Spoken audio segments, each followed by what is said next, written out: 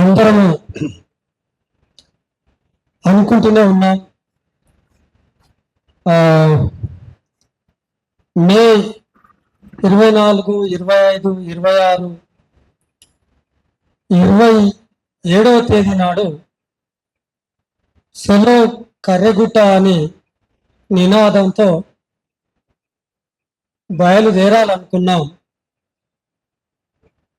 కానీ ఆ ప్రయత్నము విజయవంతం కాలేదు. అప్పుడు స్ఫురించిన వ్యక్తి గద్దరన్న. ఆయన కనుక ఉంటే ఆ సముద్రాన్ని ఎవ్వరు నిలువరించలేరు అనేది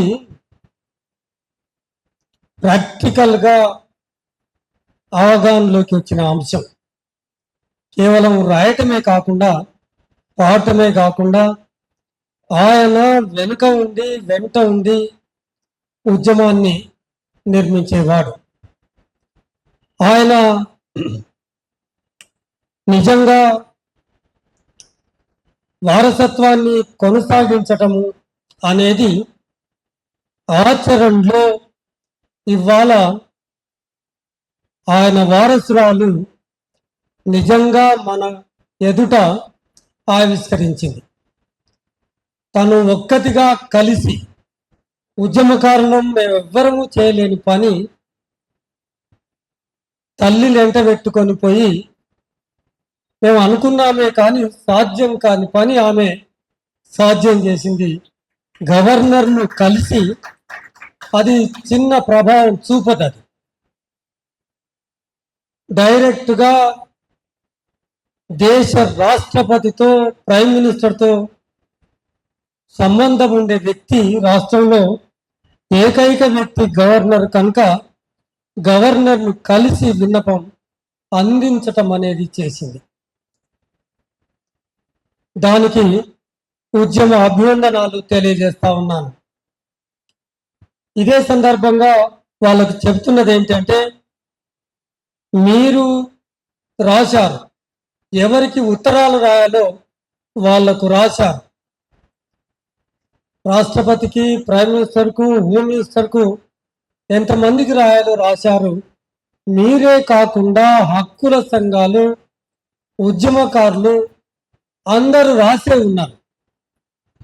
చర్చలు జరపాలని తెలంగాణ రాష్ట్రంలో చర్చల కమిటీ ఒకటి ఏర్పడి ఉంది. అఖిల భారత స్థాయిలో కూడా చర్చల కమిటీ ఒకటి ఏర్పడి ఉంది.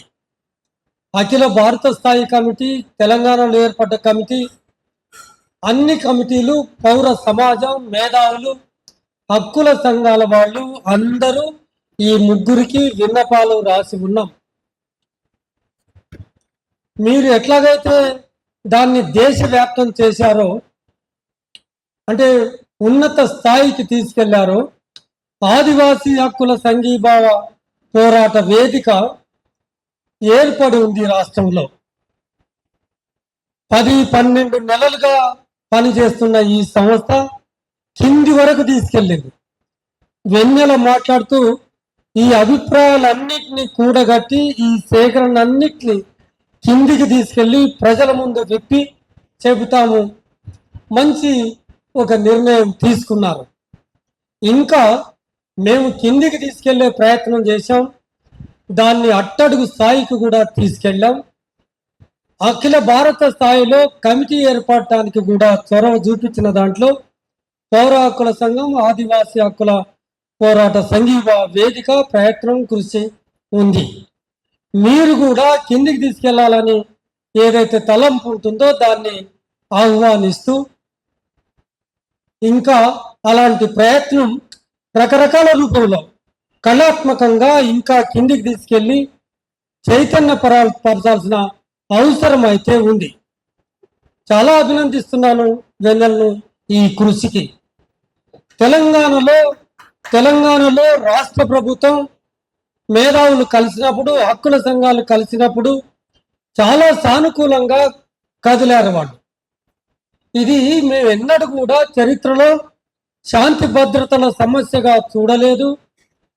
దీన్ని మేము సామాజిక ఆర్థిక కోణం నుంచి కాంగ్రెస్ ప్రభుత్వం పార్టీ చూస్తుంది అని చెప్పారు. చాలా సంతోషం. ఆ స్పేస్లోనే ఇన్ని కార్యక్రమాలు ఇన్ని కార్యక్షేత్రంలో చేయటం అనేది జరుగుతూ ఉంది.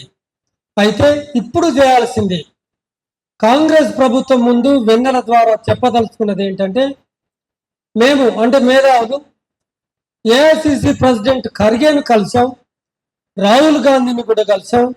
వాళ్ళు సానుకూలంగా స్పందించారు. అయితే ఇప్పుడు మేము ముందు పెడుతున్నది ఏంటి అంటే, ఆ సానుకూల స్పందన సరిపోదు, మీరు ప్రత్యక్ష చర్యలోకి దిగాలి. ఆ ప్రత్యక్ష చర్య ఏంటంటే, చాలా గాంధీ మార్గంలోనే ప్రజాస్వామ్యబద్ధంగానే రాజ్యాంగం ఇస్తున్న వెలుతురులోనే పోరాటే హక్కును ప్రసాదించిన ఆ వెలుతురులోనే రాష్ట్ర కాంగ్రెస్ ప్రభుత్వంలో కూడా ఉంది కనుక వెంటనే మీ చేతనైనంత మేరకు సీజ్ ఫైర్ కాల్పుల విరమణ ప్రకటించమని కోరుతా ఉన్నాం. ఎందుకంటే అనుభవం ఉంది. కర్రెగుట్టలో రాష్ట్ర ప్రభుత్వ బలగాలే బలైన పరిస్థితి ఉంది. అంటే యుద్ధంలో పాల్గొంటున్నట్టుగా సంకేతాలు వెళ్ళాయి. మేము గ్రాండ్స్ బలగాలను ఆపరేషన్ కగార్లో భాగం చెయ్యము, మేము కాల్పుల విరమణ కట్టుబడి ఉన్నామని ఒక ప్రకటన రావాల్సింది. ఇంకా ముందుకెళ్తే అఖిల భారత స్థాయిలో అఖిల భారత స్థాయి కాంగ్రెస్ అలాంటి ప్రత్యక్ష చర్య ఒక్కసారిగా మీరు ఒక స్టేట్మెంట్ ఇవ్వాల్సిన అవసరం ఉంది. ఆపరేషన్ కగార్ను అదిగో హాల్ట్ ది ఆపరేషన్ కగార్ అన్నాం. ఈ మాట అఖిల భారత స్థాయి కాంగ్రెస్ ప్రకటించాలని డిమాండ్ చేస్తా ఉన్నాం. ఒక ప్రత్యక్ష కాలు, ఒక బంధు కాలు ఇవ్వండి, ఒక పిలుపునివ్వండి. ఏదో ఒక స్థాయిలో మీకు అనుకూలంగా ఉన్న స్థాయిలో అఖిల భారత స్థాయి కాంగ్రెస్ పార్టీ స్పందన తెలియజేయాలని ఎందుకు చెప్తున్నామంటే, ఇది సందర్భం చాలా పదునైన సందర్భం ఉంది అని మీ దృష్టికి తెస్తున్నాం.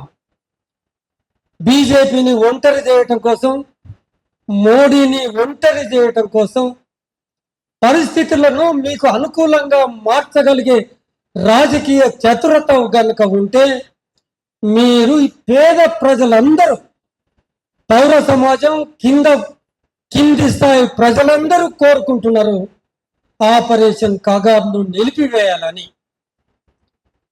కాల్పుల విరమణ ప్రకటించాలని, చర్చలకు రమ్మని. మీ పరువు అంతర్జాతీయంగా ప్రతిష్ట మసకబారుతుంది అని చెబుతా ఉన్నాం. మొత్తం భారత సమాజం అంతా ఘోషిస్తుంటే మీకు వచ్చిన నష్టం ఏంటంట చర్చలు జరపడానికి? ఒక్క ట్రంప్ చెబితే మాత్రమే వెన్నెల చెప్పి ఉంది, వింటారా? భారత సమాజం పేద ప్రజలు, ఏ పేద ప్రజల కోసమైతే వాళ్ళు పనిచేశారో ఆ పేద ప్రజలు, ఏ పేద ప్రజలకు మీరు 80 కోట్ల ప్రజలకు మీరు బియ్యం ఇస్తున్నారో ఆ ప్రజలు కోరుకుంటున్నారు. యూనివర్సిటీ విద్యార్థులంతా ఈ మాట కూడా చెప్పింది వెన్నెల. విద్యార్థి లోకమంతా ముక్త కంఠంతో కోరుకుంటున్నారు. వీళ్ళ మనవి వినండి, వెంటనే చర్చలకు రావాలని. ఒకవేళ కనుక మీరు బేఖాతరు చేస్తే మీకు రాజకీయ పుట్టుగతులు తెలంగాణలో ఎంటర్ కావాలని చూస్తున్నారు. తెలంగాణలో కాదు కదా, దేశవ్యాప్తంగా కూడా 2029లో ఏం జరగబోతుందో ఇప్పుడు ప్రజలు మీ దృష్టికి తెస్తున్నారు. తస్మాత్ జాగ్రత్త అని ఈ ఉద్యమాన్ని మరింత ముందుకు తీసుకెళ్లే నిర్వాహకులకు పౌరాకుల సంఘం అండగా ఉంటుందని తెలియజేస్తూ ఈ అవకాశం ఇచ్చినందుకు ధన్యవాదాలు.